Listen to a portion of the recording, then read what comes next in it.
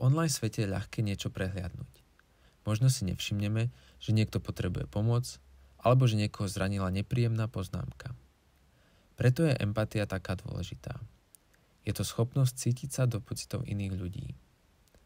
Empatia teda znamená, že sa na chvíľu zastavíme a skúšame pochopiť, ako sa asi cíti niekto iný. Či už píšeme komentár, pozeráme video, alebo len niečo zdieľame. Empatia nie je len o tom, že nikoho neurazíme.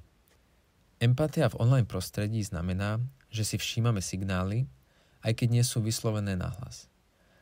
Napríklad, ak niekto dostane nepríjemný komentár, môžeme mu napísať niečo povzbudivé.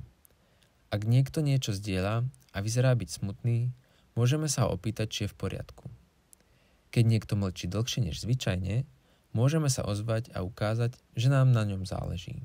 Empatické správanie znamená, že nám záleží nielen na sebe, ale aj na iných. Že vieme niekedy ustúpiť, pochopiť alebo len vypočuť.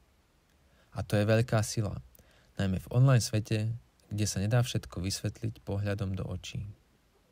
So žiakmi sa porozprávajme o tom, že nie každý má vždy dobrý deň a že online svet je plný ľudí, ktorí si možno prechádzajú niečím ťažkým, aj keď to nevidno. Čo ich môžeme naučiť? Napríklad všímať si náladu iných vo vyjadreniach a komentároch, reagovať láskavo a s pochopením, nepridávať sa kurážlivým komentárom, alebo naopak ponúknuť slová podpory. Môžeme sa zastaviť, premýšľať a konať tak, aby sa nikto necítil zranený alebo osamelý. Rozvíjanie empatie nie je jednorázová vec. Je to tréning, ktorý začína každodenným rozhovorom. Čaká vás malá výzva. Skúste dnes niekoho online potešiť.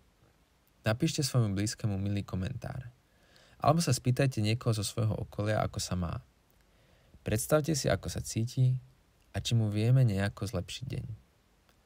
Malý čin empatie dokáže spraviť veľkú zmenu.